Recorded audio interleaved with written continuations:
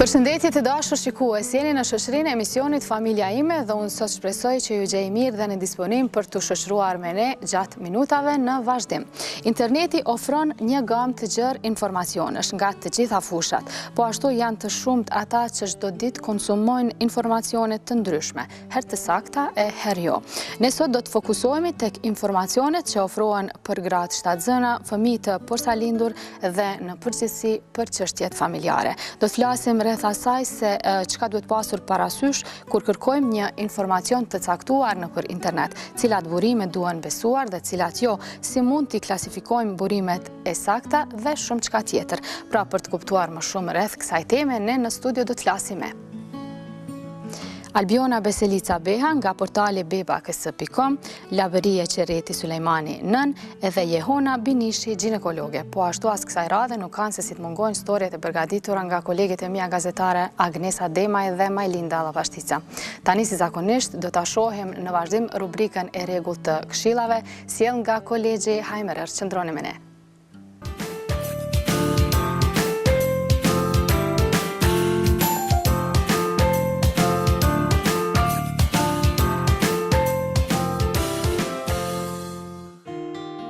Përshëndetje shikues të nderuar të emisionit Familja ime, me këshilla ergoterapeutike. Unë jam Blerton Jakupi. Persona që janë në karrocë kanë shumë vështirësi. Njëra ndër to është edhe transferi i tyre. Gjithmonë kanë nevojë për një person tjetër për t'ju ndihmuar për të bërë pavarësinë e tyre transferin nga karroca në shtrat, toalet, në vetur apo në karrike. Ne kemi një mjet adaptues që na ndihmon në vetë transferin. Pra nuk kemi nevojë për një person tjetër për të na ndihmuar në vetë transfer nga karroca në vendin ku dëshirojmë.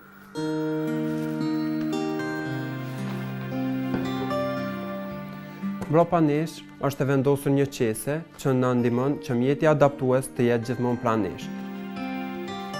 Për të bërë transferin ne kemi disa hopa. Hopi i parë është që të jemi sa më pranë vendit ku dëshirojmë që të bëjmë transferin. Në këtë rast është shtrati. Hopi tjetër është largimi i këmbëzave.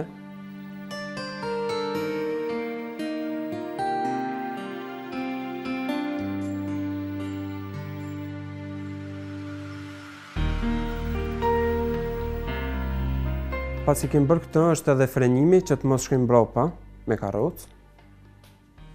Hopi tjetër është largimi i anësorës.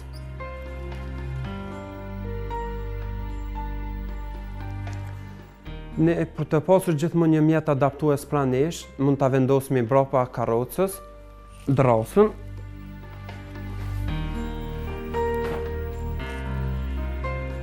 Njëra pjesë e drosës duhet të vendoset në shtrat, në vend transferit, si dhe pjesa tjetër duhet të vendoset sa në brendësi, që në mënyrë që të jemi sa më të sigurt gjatë transferit.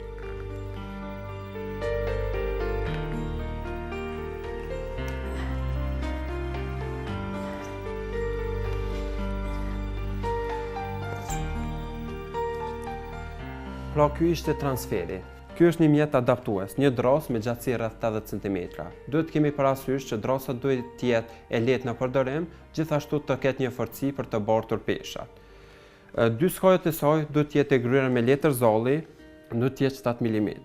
Drosa duhet të jetë ngjyrosur në mënyrë që të mbrohet nga lagështia, gjithashtu të mos jetë e vrashtë.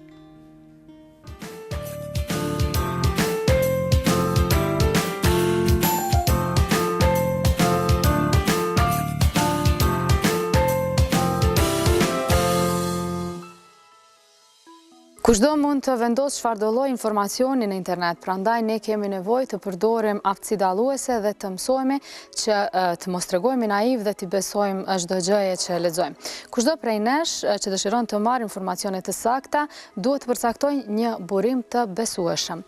Kjo gjë mund të dojë kohë, por kur të veprojmë kështu dhe marrim një informacion më të saktë, mendimet tona mund të jenë më të shëndosha, mund të gjykojmë më drejt dhe të jemi të sigurt kur marrim vendime të rëndësishme. Ndoshta koha kur një grua ka më shumë nevojë për informacione, është koha kur ndoshta është shtatzën dhe pas sjelljes në jetë të një fëmije. Laberie, ti je nën dhe e din vetë ndoshta këtë përvojë ke kaluar nëpër këtë. A ke pas vështirësi në gjetjen e informatave që ti ke pas nevojë në atë kohë në internet, është fjala?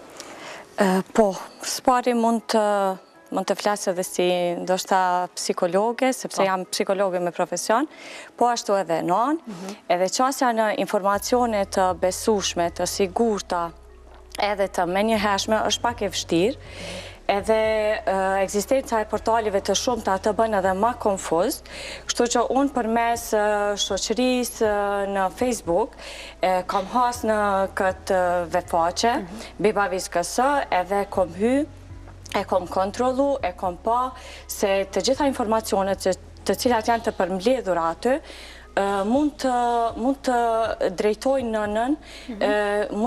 nënën ka një shtatzani e shëndosh, ka një planifikim familjar të sigurt, nga një proces i cili do t'jetë si nga ana psiqike dhe nga ana fizike pozitiv për nënën.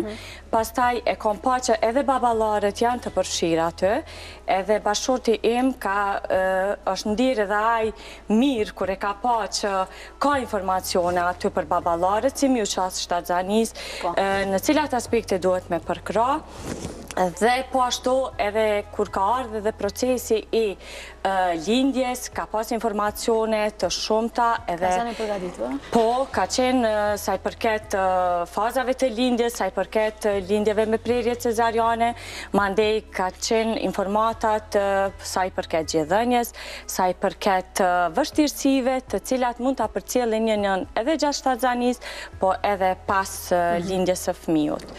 Këto kanë qenë pak a shumë pikat në cilat unë si nën jam fokusu edhe si psikologe. Pasi që marrja e informacioneve të sakta të ndihmon që të ndihesh edhe më e sigurt, edhe më e lirë, edhe stresi gjatë shtatzanis të shmanget. Pasi që dihet që edhe stresi ndikon në rritjen edhe zhvillimin e fëmijës sa është në fetus. E po ashtu edhe pas lindjes bebes. E përmendi Labëria, Albion nga tregon diçka, do me thonë e përmendi portalin beba.com, nga tregon diçka, ti vetë ke qenë edhe ideatore e këti, do me thonë portali pre nga ideja. Portali Beba Viskas do thotë ka njësur si një iniciativë e projektit të qendrave informuese për shëndetin e gruas, ku në klasat për shtatzana, ku mbahen në kuadrët të këtyre qendrave, shpesh herë nëna të cilat kanë qenë prezente, kanë pasur vështërsi në qasjen e informata të sakta dhe të drejta do thotë, dhe në disa raste ka pasur mundësi, ose me thonë drejtën ka pas mungesë të informatave, apo të qasjes, ose dhe informata të gabuara, bazohen në mitet, apo në gojdhënat, dhe jo në literaturën e shkruar e cila është e bazuar në evidencë.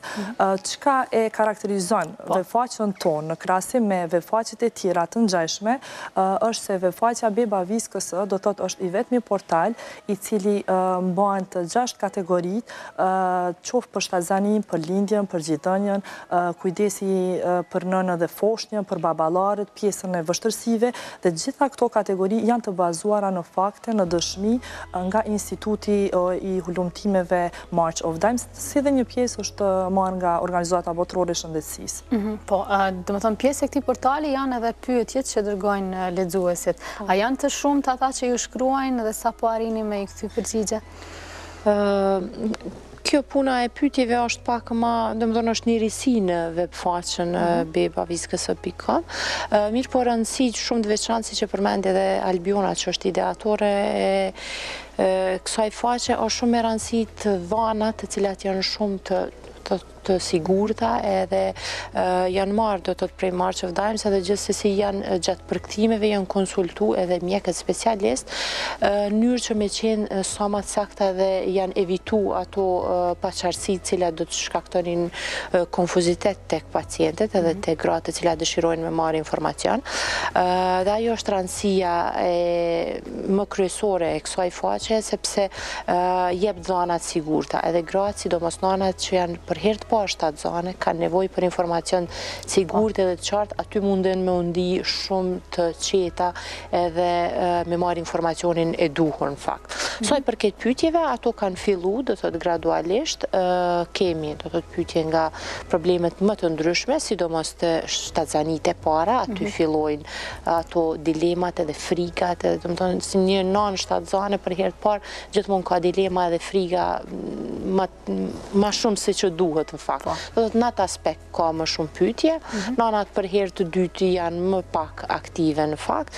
Mirë po ka edhe problematika tjera. Mirë po shtatzani, do më të rreth shtatzanis parë, dhimbjeve, gjakderdhjeve, do të thotë problematikave që ja takojnë për herë të parë shtatzanet, zakonisht ato janë më prezente në fakt, po më të shpeshta. Po sa po arrini me ja u këtë përgjigje në korale, apo si e keni menaxhimin? Po, vazhdimisht, po, do të thotë sa herë ka, jemi i mbajmë, do të thotë informume dhe me zakonisht menaxhues të faqeve mirën me do të përgjigjen sa ma shpejt, mirë po na e japim atë përgjigjen tonë profesionale, shumë shpejt, do të ishë. A po rritet numri i lexuesve? Në përgjithësi. Në përgjithësi dita ditës, po e vrejmë që numri i lexuesve do të thotë është në rritje, dhe përparësi kësaj është me qenë se faqja do të thotë ofrohet në 3 gjuhë, në gjuhën shqipe, në gjuhën angleze dhe atë serbe. Do të thotë nuk janë vetëm lexues kosovar, shqiptar, mirë po kemi edhe lexues të huaj qoftë serb apo qoftë edhe të domethënë të gjuhës angleze.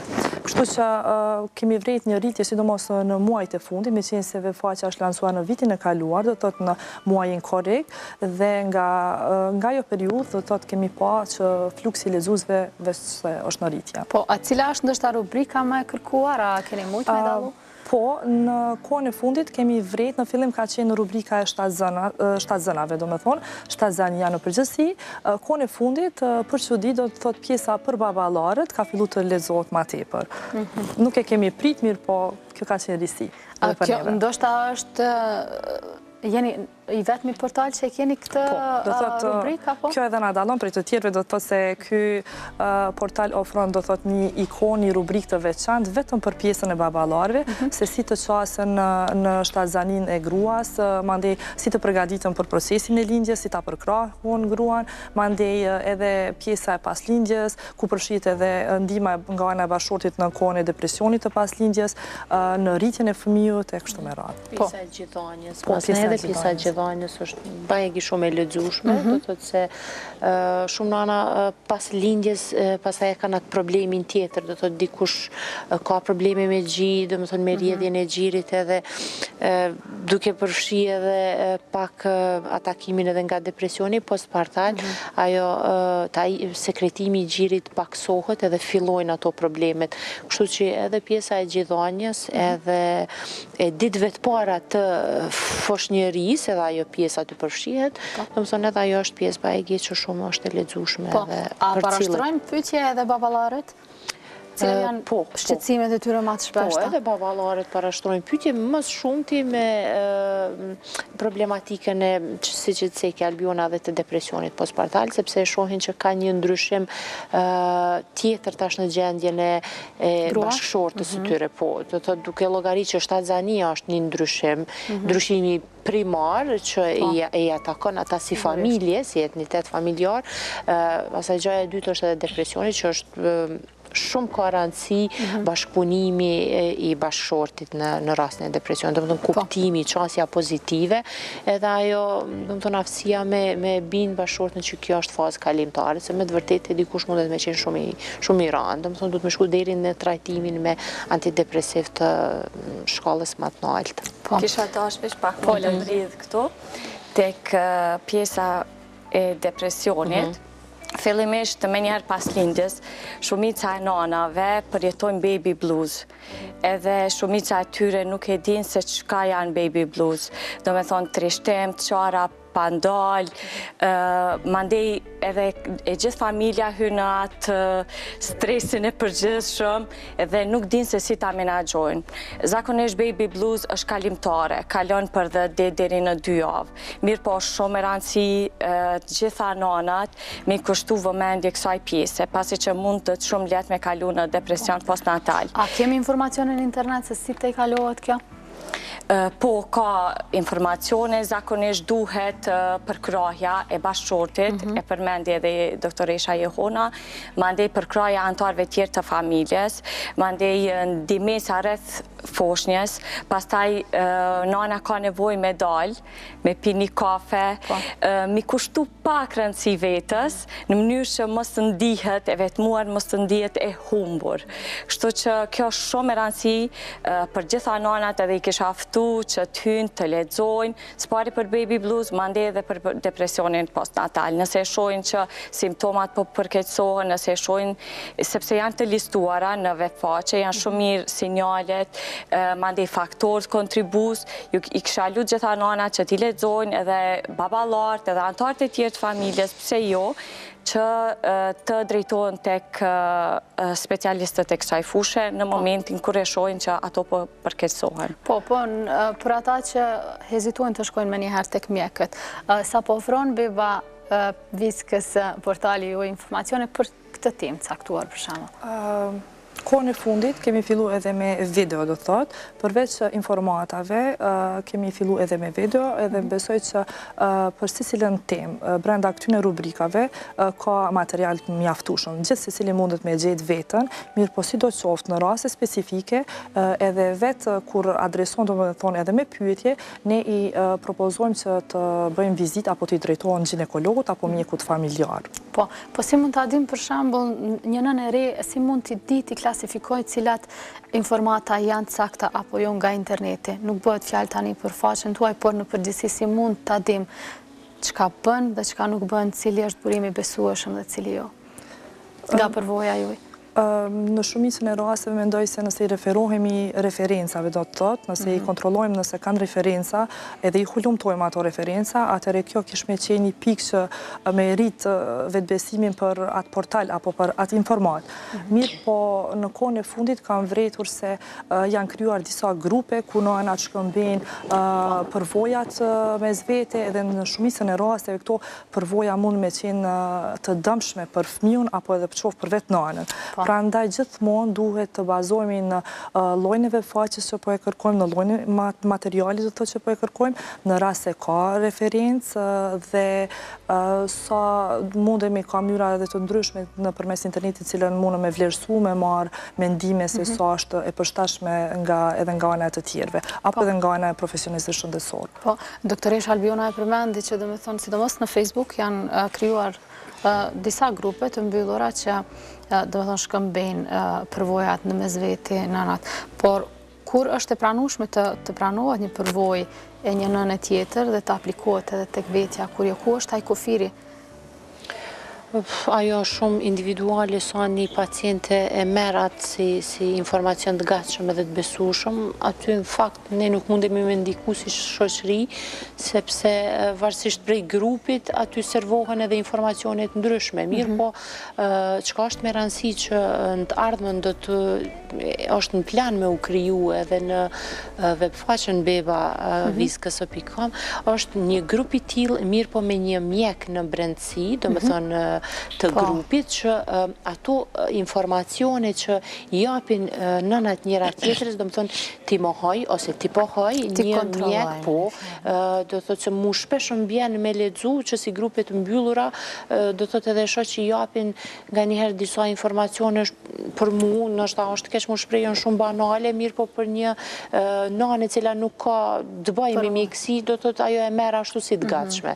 Andaj kjo ka me qenë shumë pozitive edhe shumë e mirë për këtë grup të femnave ku brenda grupit do t'jetë një mjek, do më thonë shërbys mjekësor i cili do t'jetë profesional edhe do t'i mohoj ose do t'i pohoj ato varësisht prej pyetjeve.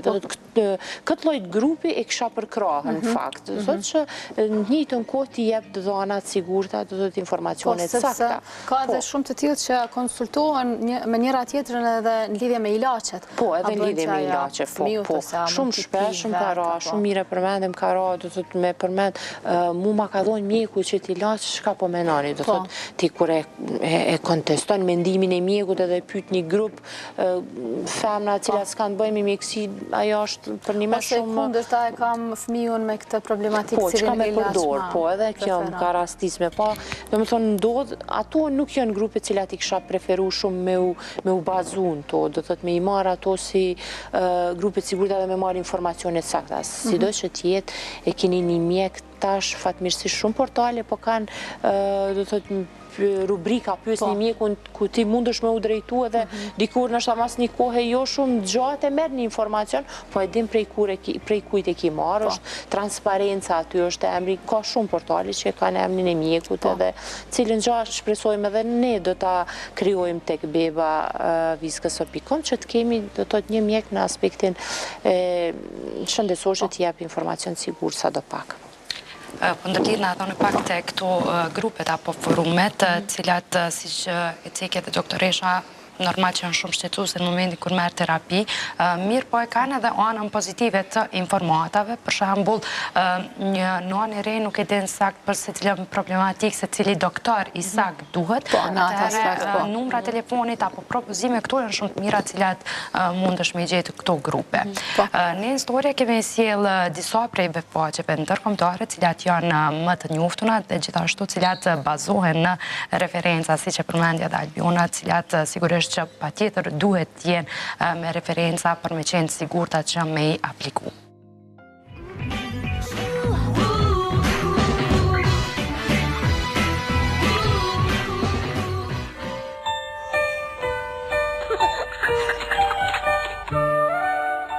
Dilema e shqetësimit të shumta janë ato që na përshkojnë sapo të bëhemi nëna.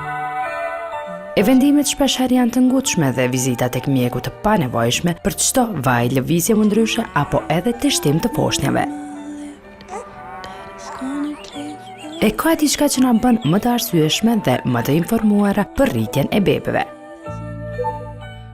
Informatat nga interneti gjithmonë na ndihmojnë në zgjidhjen e problemeve, por edhe na bëjnë që të ndihemi më rehat kur mësojmë diçka më shumë nga shtëpia. Përveç portaleve dhe webfaqeve të ndryshme shqip, është bellybelly.com, një website që nuk ditë ngopet kur me mësimet që na ofron, duke filluar nga shtatzania, gjithënja, kujdesin mbi të posalindurit fëmijët, vështirësitë e të ngelurit shtatzan. Si të kalojmë krizat martësore e nëse nuk na pëlqen vetja, si prindër që jemi, na bën të ndihemi prindër më të mirë, e nuk mungojnë edhe mësimet mbi shëndetin. Babycenter.com gjithashtu është një webfaqe e cila na ofron këshilla të panumërta për secilin prind, duke filluar nga shtatzania e deri tek rritja e fëmijëve. E nëse ju i keni harxhuar të gjitha idetë për të argëtuar fëmijën tuaj, atëherë duhet patjetër të vizitoni todaysparent.com dhe ju do të kënaqeni duke kaluar më shumë kohë kualitative me të vëzhlit tuaj.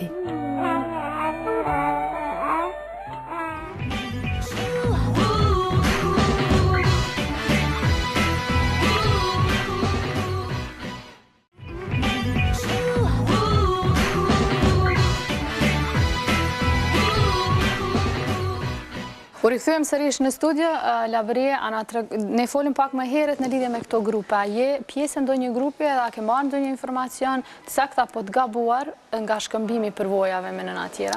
Unë për momentin jam pjesë e grupit Qendra Informuese për Shëndetjen e Gruas.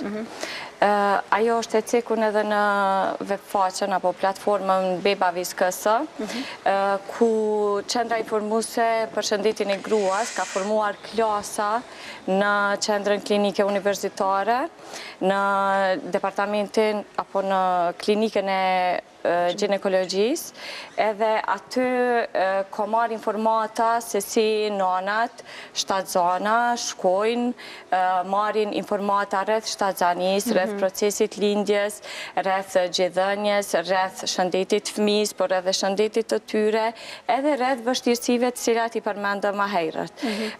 Kam qenë edhe unë pjesë atyre klasave, kam shku e kam pa se si motrat, mamit, i edhe doktoreshat i mbajnë këto ligjërata, se si sqarojnë 3 mujorin e parë, 3 mujorin e 2, 3 mujorin e 3, ushtrimet të cilat duhet i bëjnë nanat gjatë shtatzanis, pastaj ushqyerjen gjatë shtatzanis, si duhet të largojnë stresin, ju sqarojnë atyre se si ndikojnë stresin në rritjen dhe zhvillimin e trurit të fëmijët mas pari në fetus, se ndoshta për shumë nana është absurde se si stresi mundet me ndiku në zhvillimin e fëmijët. Mandej rreth gjithënjës është motra aty e cila ja demonstron edhe përmes kukullave se si bëhet gjithënja. Pastaj procesin e lindjes, se harrova pak ma herët me përmend, se si janë përparësit, cilat janë përparësit e lindjes normale, pastaj çka është lindja me prerje cezariane, cilat janë vështirësit rreth këtyre lindjeve, pastaj si bëhet humbja e peshës pas lindjes, sepse shumë nana preokupohen, mandej janë shumë gjana cilat janë shumë përfituese për nana. Po, sidomos kjo pjesa e fundit, humbja e peshës pas lindjes është shumë, domethënë në interes të nënave që sjellin në jetë. Kjo mas shumë të ndërlidhet me gjithënjën, kështu që nanat të cilat i kanë, ndoshta doktoresha Jehona mundet ma shumë me folë për këtë aspekt. Po tek informacionet, domethënë në internet, sa mund të gjejmë informacionet e sakta rreth kësaj pjesët humbjes së peshës, me që kemi dieta të shumta me qindra që u referohen për humbje të peshës, por jo të gjitha mund të janë të mira, me që dallojnë nëse dikush është në fazën që e ushqen fëmijën me gjin, nëse dikush jo, domethënë ndikojnë këto. Sa i keni dhënë rëndësi ju kësaj? Tek pjesa e rubrikës së gjithënjës, do thotë, në kuadër të webfaqes Beba Viskësë, është një kategori e tillë ku tregohet saktësisht rëndësia e gjithënjës përfituesi, do të thotë përfitimet e cilat i ka nëna nga gjithënja të njëjtën kohë dhe fëmiu, edhe një prej pikave do thotë përmendet edhe pjesa e humbjes së peshës, sepse nëna gjatë procesit të gjithënjës e ka shumë më lehtë me humb peshën se sa një nënë e cila ushqen fëmijën me gjë. Kështu që na jemi mundu me përkthy dhe me marr gjitha informatat e sakta për një... Me lehtë ka ajo që është në procesin e gjithënjës apo e kundërt? Po. Do thotë një nënë e cila ka fëmijën në gjë, do thotë e ka shumë më lehtë për me humb peshën se sa një nënë e cila e ndërpren për qëllime të fitnessit apo të ngjashme edhe vazhdon tutje me dietat speciale, sado që janë speciale, mënyra më e mirë është do thotë mënyra e gjithënjës. Po, a kemi doktoresh ndonjë informacion që ka mbet ndoshta prej gjysheve tona më herët e që ende besojnë nanat e reja, ndoshta që edhe e gjejnë për internet, e cila nuk do të duhet të ishte fare? Rreth këshillave të ndryshme që kanë të bëjnë me fëmijën, me nënën, se janë të shumta. Po, adencia ato këshillat po, ndodh ato, sidomos pyetjen cilën shumë e bojnë është që folën për punën e humbjes peshës, shtrëngimit të barkut. Do thotë në çat sistem që po e shpjegon edhe ti, do thotë nana ime ose gjyshja ime kanë preferuar me njerë pas lindjes me bo shtrëngimi i barkut, ajo me rrezikume.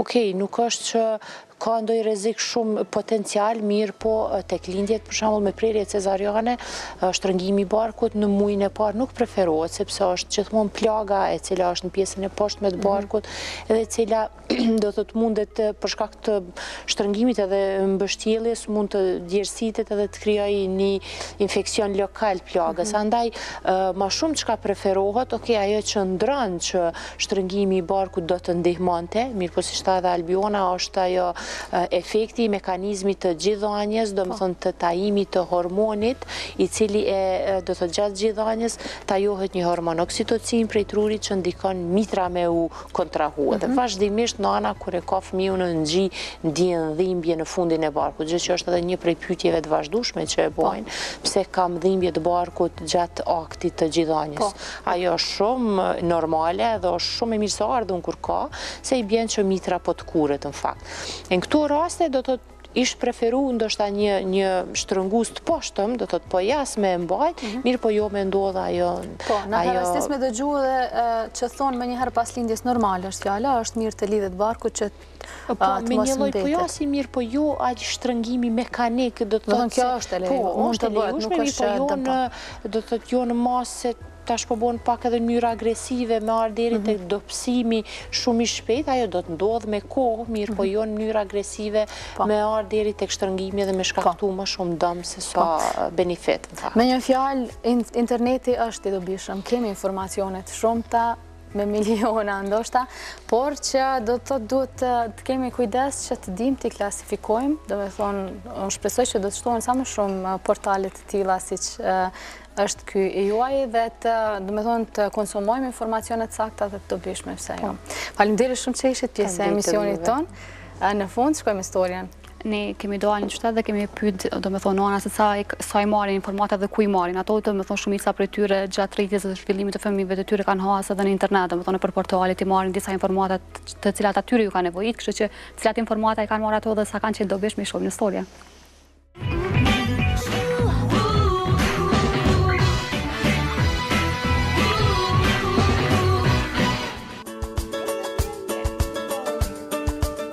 Mësojmë çdo gjë nga interneti, madje edhe nga lëmit që nuk i dim fare.